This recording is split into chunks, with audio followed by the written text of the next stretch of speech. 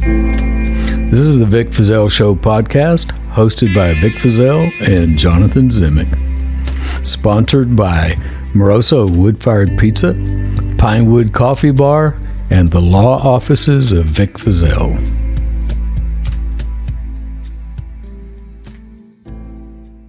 What reasonable jury? Now, from your point of view, you're a district attorney. You tried many capital murder cases. How on earth did they get this thing to a death penalty? How did a jury come to the conclusion that he was guilty of this? By then, everybody in Texas already knew that Henry was confessing to hundreds of murders. Henry confessed to this murder. Mm-hmm. Most everybody thinks, why would somebody confess to something they did not do? Why would someone be so suicidal? Because that's what it was. That's what it was. You said, it was suicide. He admitted that. We've got that on film. I'm committing legal suicide because I didn't do the crime. As they put him into the back seat of the car, driving them away from the verdict in orange socks. Mm-hmm. Gee whiz. And somewhere in all my Facebook feed, I've got a message from the reporter that he said that to. That's so cool. We got to find that and contact him. I'll find that, and we will contact him in the future. That'd be great to hear what his point of view was from a editorial.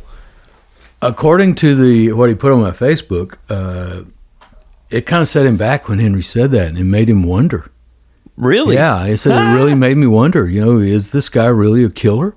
Yeah. Yeah, and he doesn't believe he is now, for sure. Mm-hmm. Yeah. So. That's amazing. Yeah. So what do you think was said in the courtroom? Because I know Don Higginbotham and Parker McCullough, his two attorneys, they did present this evidence. But was it like what you said, where they'd present something up and Boutwell would have a tape recording or something to knock it down? Yeah, anything they came up with, all they had to do is get Henry to say it was fake. And it wasn't real. And that was enough for the jury to believe it. Wow. Because the jury's going, well, damn, these are the Texas Rangers, man. They wouldn't lie to me. Texas It's Rangers law enforcement. They're here to protect me. They're a legend. Yeah. And people don't confess to crimes they didn't commit. That's what most people believe. Now, we know today that's not true. Oftentimes people confess to crimes they didn't commit. But back then, we didn't really know that. Yeah. In talking about the trial, one thing that I've read about the Orange Sox trial, too, from the point of view of the defense, from Parker McCullough and Don Higginbotham, was that they had a very, very hard time with the trial and actually being able to speak with Lucas, because they would go down to the jail to see Lucas, and he'd be gone. He'd be with some other agency out in Texas or somewhere, confessing to more crimes. So I know it was very difficult for them to prepare a defense for Henry, because these Rangers gave no damn about Parker McCullough or Don Higginbotham. They didn't care at all about his defense. So they just shuffle him off here to confess to this, to where there was no ability to really prepare. They didn't care about Henry having any defense. They didn't want Henry to have a defense. It wasn't just Higginbotham and Parker McCullough. And anybody that tried to give Henry a defense was considered an enemy of law enforcement. I was the first defense Henry ever had. Yeah, and I was a prosecutor, but I knew he hadn't committed these crimes. Yeah. It was so obvious reading these stupid-ass confessions, man, that something wasn't right. And like I said, I was one of the few that wanted it done right. Now, I had not come up through a DA's office. I hadn't been indoctrinated in a DA's office. I went straight out of law school into private practice. Right. I tried my first jury trial 10 days out of law school. Is that right? Yeah, it was a criminal trial, and I won it. I got my first not guilty 10 days after I walked the aisle and graduated. What was the case? It was a companion case. It was a DWI downstairs in county court with assault on a police officer upstairs in district court. Huh. So, and I got appointed on both of them.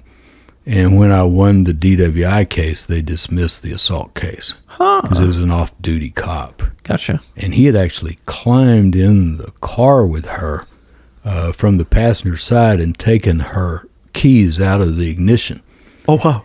Whereupon she thinks she's being kidnapped, and she goes crazy and screams and starts scratching him. Right. And that was the assault. And she jumps out of the car and runs and hides behind a trash dumpster. Yeah, and then they came and arrested her. It's funny you just had scratches, though, too, because, in one of his confessions, too, Henry's confession about orange socks, he says that she scratched him. She scratched his face. And That's what right. we know is they did take samplings from underneath their fingernails and whatnot, and there was no, or they did not find any sediment of human flesh, anything underneath their fingernails. So there was no show of a fight whatsoever. So that's another piece that doesn't quite fit. Correct. Yeah, and another thing that's kind of weird, which makes me think it might have been the other suspect, I think it's possible she may have been held captive for a while. Could have been killed somewhere else and then just dumped. Right. Because her toenails had not been clipped in a couple months. At least a couple months. They said her toenails were so long it was obvious. Wow. Now, why would that happen? You know, unless she was just so much on drugs, but the toxicology didn't show that. Right. Toxicology came back clean, totally Right. clean. There were no drugs. Right. Yeah. So what's the reason for long toes like that? You can't even walk around like that. I always thought she might have been held captive somewhere. You may be right. And that would fit in with the MO of this other suspect. Of the truck driver. Yeah. Because that was the thing with the truck driver. And previous to Orange Socks, he had got caught because he did kidnap a girl. Yes. And kept her in the back of his truck. And he got her hands tied up with some kind of clothes hanger or something. Stripped her down totally naked. And it wasn't until he pulled in to drop off a load with the truck that she was making noise in the cab to where it alerted other people to loading dock to where they got her out. Wow. You know, so it was one of those where, yeah, who knows how long he had her, what have you. And that'd be an interesting thing if we could find that old case against this guy. I mean, we've got his name. Yeah. Also, this one investigator who was looking at it, you want to tell about that? Yeah, so Williamson County brought in this not retired, but a seasoned investigator from Houston. And he was a guy who was put on the case with Ranger Ryan, was actually on it as well. Phil Ryan. Yes, I remember. Texas Ranger. In regards to where he was at the time, they got his logs, his trucking logs, and they basically put him at that scene at the time of the murder. This seasoned investigator concluded, this is the guy. God, wouldn't it just be fascinating if DNA evidence does come back on and her it's murder, him. and it's him. Yeah. To think that they had the gentleman this entire time. Yeah, because they actually do have some corroborating evidence there. His trucking logs. Yep. And he resisted that subpoena. Yes. If he didn't have would not anything to give 'em hide, up. why wouldn't he give them? Wouldn't give them up. Yeah, they had to go to court and get those from the company because he wouldn't give them. Yep. Yeah. It's Interesting. Yeah. Plus, where it happened by the culvert, it was not gravel on the side of the road at the time. It was actually grass, and then the metal rail, then the drop down, and what they did find in the grass were truck tires, not from a car, but truck tread tires, and you just gotta wonder. Truck tire. Truck tires. Plus, it's easier to pull that body out over the culvert and easier to hide from traffic when you're on the side of a truck instead of the side of a little car. Yes. And, I mean, how did little Henry lift that body over the top of that metal rail with there being no evidence left on the rail? No clothing, no flesh, no blood, no nothing. That investigator actually did a report, right? He not quite a full report, but they did get some comments from him. Do you have those? I do. Let's hear them. And what he did say in a sworn statement, he said that, in my estimation, this case was not done by Henry Lee Lucas in any manner.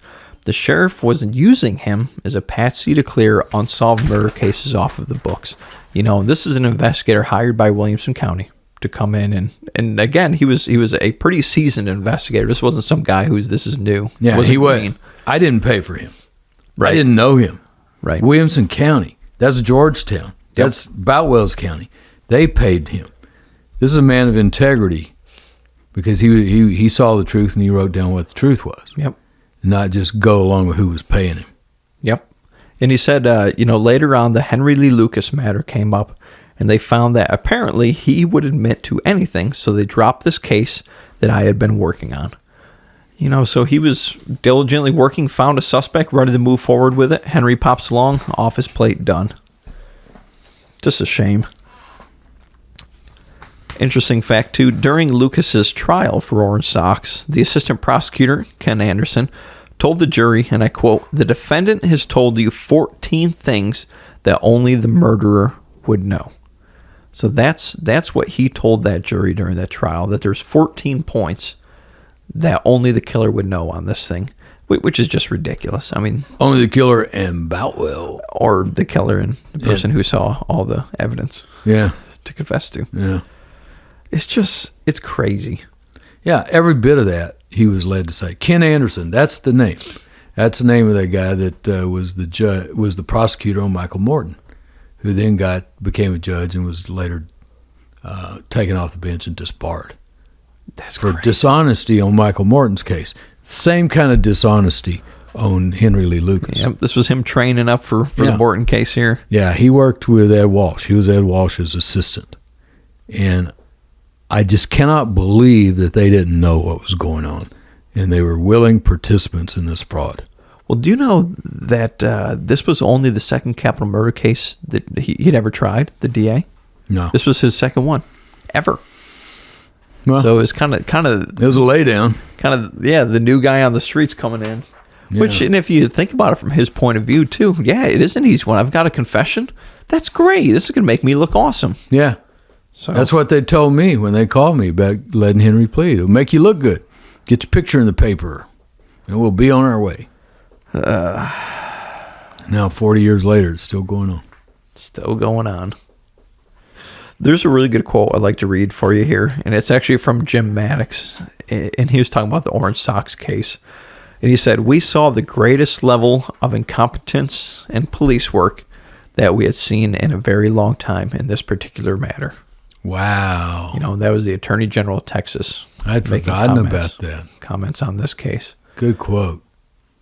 So I think that this is a really good case for us to start off with, Vic, and for our listeners to hear, because this is one that's going to set the precedent for the rest of them. We've done a really in-depth review of what he said, what his confession was, and what he said before that confession was fully written down. So you can see how these things came about, how they were kind of brought and coerced and suggested to him. You know, and I would say from our listeners hearing this, you know, we'd love to hear comments back about what you think about it. You know, would you have believed Henry, or do you think that it was you know, manufactured through him? What's our email address? It is promo, Promo, at withvic.com. Send us those emails. We'll send you, and if you want a sticker, give us your snail mail address. Snail mail. Snail mail. And this is just the first of many cases we will be covering. Yes, sir. And the next one we're going to undertake is Rita Salazar, which is one that was in your county. This was one of the 3 that he had confessed to that fell in your jurisdiction, and one that set your spidey senses off that it wasn't quite right. Yes. Yes. Rita Salazar was what I was talking about when I said, you know what's going on here, and I'll still be proven right. I think y'all know what's going on. What I've said all along, I'll still be proven right. And they led me away in handcuffs. What do you call it? The perp walk? The perp walk. Is that what you call it? Yeah. You're being perp walked? Yeah. They asked the lead FBI agent if he'd have done anything different after I was found not guilty. Yeah. He said, yeah, I'd have cuffed him in the back. Ah! Whoops. It is kind of weird they cuffed you in the front. Why did they do that? Because as they were walking up to me with the handcuffs, I held my hands out in the front. Like You that. offered it to them? Yes. Wise decision, I so. did. Yeah. Thank you for listening to the Vic Feazell Show podcast. And visit us at www.vicfeazell.com for more information. Follow us on Twitter, Facebook, and Instagram.